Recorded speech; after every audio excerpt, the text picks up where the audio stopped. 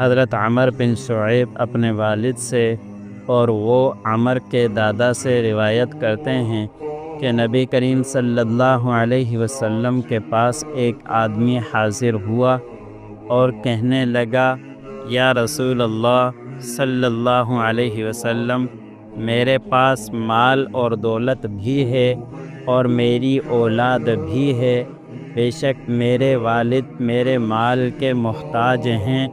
نبی کریم صلی اللہ علیہ وسلم نے ارشاد فرمایا، تو اور تیرا مال تیرے باپ کا ہے۔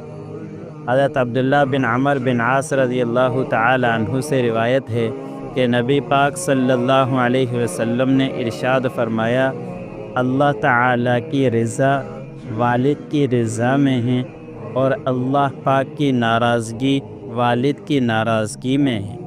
حضرت عبداللہ بن عمر بن عاص رضی اللہ تعالی عنہ روایت کرتے ہیں کہ نبی کریم صلی اللہ علیہ وسلم کے پاس ایک آدمی نے آ کر جہاد میں جانے کی اجازت طلب کی۔